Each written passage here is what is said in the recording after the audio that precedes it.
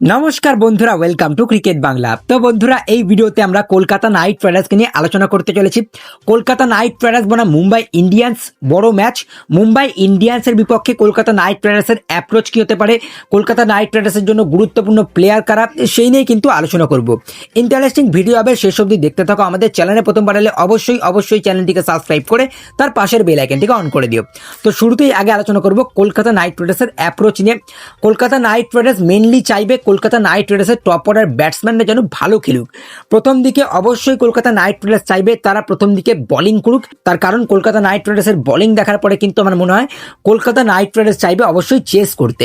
তো সেই জায়গাতে কলকাতা নাইট রাইডার্সের জন্য টসটা খুব ইম্পর্টেন্ট হবে এবং ওয়ানখেডের যা পিচ, ওয়ানখেডেতে আমার মনে হয় চেসটা একটু সহজ হয়ে যাবে। সেকেন্ড ইনিংসে ডিউ আসার সম্ভাবনা রয়েছে এবং ওয়ানখেডের যে আমরা পিচ দেখেছিলাম ওয়ার্ল্ড কাপ সেমিফাইনালে, সেরকম যদি পিচ থাকে তাহলে কিন্তু ব্যাটিং ফ্রেন্ডলি মেনলি পিচ হবে। এবং ভারতীয় দলের থেকে কিন্তু মুম্বাই ইন্ডিয়ান্সের দল বেশি ভয়ানক, তার কারণ মুম্বাই ইন্ডিয়ান্সের যা ব্যাটিং, মুম্বাই ইন্ডিয়ান্সের ব্যাটিংয়ে কিন্তু শেষ নেই। সেক্ষেত্রে আমার মনে হয় মুম্বাই ইন্ডিয়ান্স কিন্তু কলকাতা নাইট রাইডার্সের সামনে বিরাট বড় একটা চ্যালেঞ্জ হিসেবে দাঁড়াতে পারে এবং সেই জায়গাতে কিন্তু কলকাতা নাইট রাইডার্সের সব থেকে গুরুত্বপূর্ণ প্লেয়ার হবে কিন্তু মাথিসা পাথিরানা। ফাস্ট বোলিংয়ের দিক থেকে মাথিসা পাথিরানার কাঁধে প্রচণ্ড দায়িত্ব রয়েছে।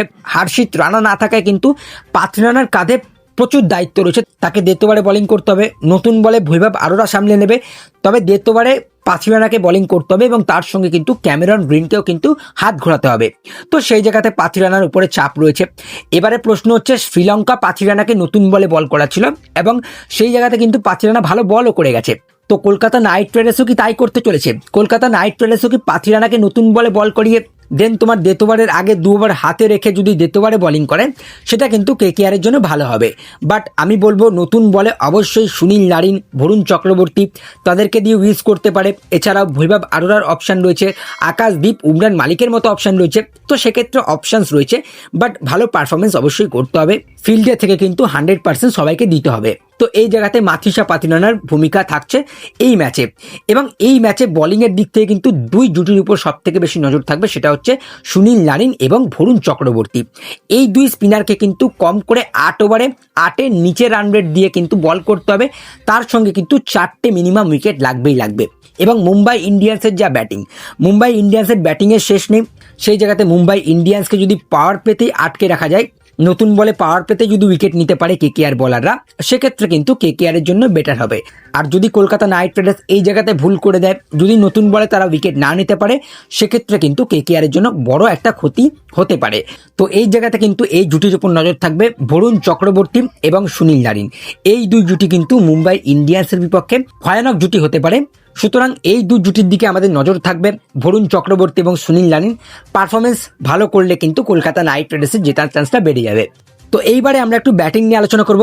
ব্যাটিংয়ের দিক থেকে এই ম্যাচে কিন্তু সব থেকে গুরুত্বপূর্ণ প্লেয়ার কিন্তু ফিন অ্যালেন। ওয়ানখেড়ে স্টেডিয়ামের যা পিচ, একদম লাল মাটির পিচ, যেখানে একটু বাউন্স থাকবে, সেই জায়গাতে কিন্তু ফিন অ্যালেন অনায়াসে ব্যাটিং করতে পারবে, বাউন্সকে ট্রাস্ট করে ব্যাটিং করতে পারবে। তো সেই জায়গাতে ফিন অ্যালেনের একটা বড় ভূমিকা রয়েছে কেকেআরের জন্য। কলকাতা নাইট রাইডার্সের হয়ে শুরুতে কিন্তু ফিন অ্যালেনকে ভালো করে ব্যাটিং করতে হবে, স্টার্ট দিয়ে আসতে হবে কলকাতা নাইট রাইডার্সের ব্যাটিংয়ে। দেন তোমার মিডিল অর্ডারে রিঙ্কু সিং, রমনদীপ সিং এরা ফিনিশ করতে পারবে, বাট উপর দিক থেকে স্টার্ট করতে হবে ফিন অ্যালেন, আজিঙ্কে রাহানে এবং তার সাথে কিন্তু ক্যামেরন গ্রিন। এই ক্যামেরন গ্রিনকে নিয়ে আলোচনা করতে করতে একটা ভালো মজার কথা মনে পড়লো। ক্যামেরন গ্রিন কিন্তু টেস্টে ভালোই ব্যাটিং করেছে এবং 2-4টে ভালো শট মেরেছে। তো সেই শটগুলো থেকে একটু কনফিডেন্স পাবে ক্যামেরন গ্রিন এবং এই ম্যাচে কিন্তু ক্যামেরন গ্রিনও খুব ইম্পর্টেন্ট প্লেয়ার।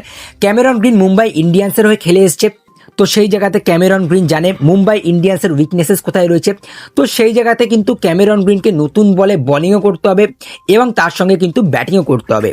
এক্ষেত্রে আমি বলবো ক্যামেরন গ্রিনকে 3 নম্বরে ব্যাটিং না করিয়ে 4 নম্বরে ব্যাটিং করালে কিন্তু কেকেআরের জন্য ভালো হবে।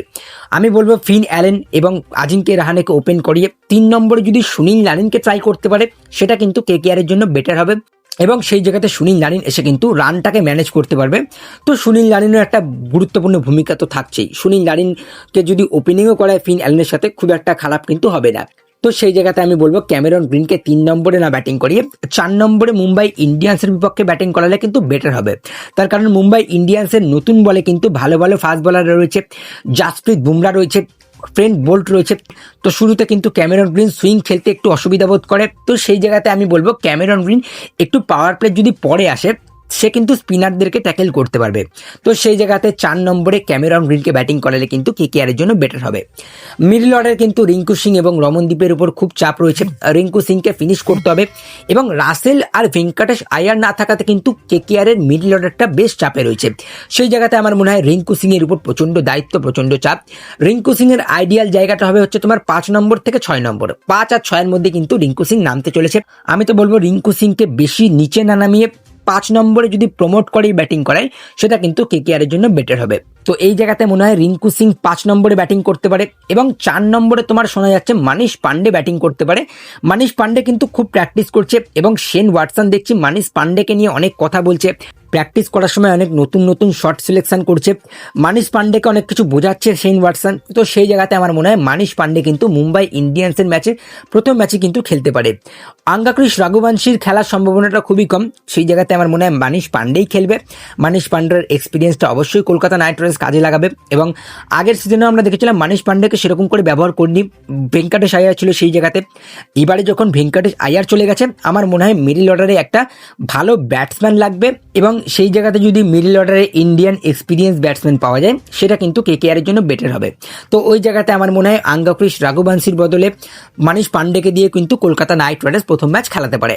মানিশ পান্ডেও ভালো প্র্যাকটিস করছে, একটু আগেই আলোচনা করলাম। মানিশ পান্ডেও ভালো দেখছি শট মারছে, 2-4টে রিভার্স সুইচ হিটও মেরেছে। তো সেই জায়গাতে কিন্তু কেকেআর এর প্লেয়াররা প্র্যাকটিস কিন্তু ভালোভাবেই করছে। তো এই কটা প্লেয়ারই কিন্তু আমার মনে হয় কলকাতা নাইট রাইডার্সের জন্য গুরুত্বপূর্ণ হবে। ব্যাটিংয়ের দিক থেকে কিন্তু ফিন অ্যালেনকে কলকাতা নাইট রাইডার্সের হয়ে সেই স্টার্টটা দিতে হবে এবং মিডল অর্ডারে মানিশ পান্ডে, রিঙ্কু সিং, রমনদীপ সিং এদেরকে কিন্তু ভালোভাবে পারফরমেন্স করতে হবে। আর বোলিংয়ের দিক থেকে যেটা বললাম মাথুসা পাথিরানা কিন্তু খুব ইম্পর্টেন্ট প্লেয়ার কেকেআর এর জন্য। আর তার সঙ্গে এই দুই জুটি বরুণ চক্রবর্তী এবং সুনীল নারিন, এই জুটির দিকে আমার মনে হয় সব থেকে বেশি নজর থাকবে কলকাতা নাইট রাইডার্সের। কলকাতা নাইট রাইডার্স মানে মুম্বাই ইন্ডিয়ান্সের ম্যাচে আমার মনে হয় এই দুই জুটি সব থেকে গুরুত্বপূর্ণ রোল পালন করতে চলেছে। বরুণ চক্রবর্তী এবং সুনীল নারিন এই দুজনের 8 ওভারই কিন্তু কলকাতা নাইট রাইডার্সের হার জয় নির্ণয় করবে। তো সেই জায়গাতে কিন্তু 8 ওভারটা খুব গুরুত্বপূর্ণ হবে এবং তার সঙ্গে ক্যামেরন গ্রিন, মাথুসা পাথিরানা, বৈভব আরোরা এবং তার সঙ্গে যদি আকাশদীপ বা উমরান মালিকের মধ্যে যদি কাউকে খেলায় কলকাতা নাইট রাইডার্স, তাদের বোলিংটাও কিন্তু খুবই ইম্পর্টেন্ট হতে চলেছে কলকাতা নাইট রাইডার্সের জন্য। আর কলকাতা নাইট রাইডার্সের জন্য সব থেকে বড় থ্রেট কিন্তু জাসপ্রীত বুমরা হতে চলেছে। জাসপ্রীত বুমরা 4টে ওভার কিন্তু মুম্বাই ইন্ডিয়ান্সের জন্য খুব গুরুত্বপূর্ণ। সেই জায়গাতে যদি মুম্বাই ইন্ডিয়ান্সের এই বলারকে যদি কলকাতা নাইট রাইডার্স ট্যাকেল করতে পারে তাহলে মোটামুটি কলকাতা নাইট রাইডার্সের জন্য আর আলাদা করে চাপ থাকবে না। তো প্রথম ম্যাচটা নিয়ে একটু ছোট্ট করে আলোচনা করলাম তোমাদের কাছে। যদি ভালো লাগে অবশ্যই লাইক করে দিও, শেয়ার করে দিও। আমাদের চ্যানেলে প্রথমবার এলে অবশ্যই চ্যানেলটিকে সাবস্ক্রাইব করে পাশের বেল আইকনটিকে অন করে দিও। আর তোমাদের কি মতামত থাকছে অবশ্যই জানিও। কেকেআর নিয়ে কোনো প্রশ্ন থাকলে অবশ্যই আমাকে জানাতে পারো। তো দেখা হচ্ছে নেক্সট ভিডিওতে। তো চলো আজকের ভিডিওতে এইটুকুই, টাটা।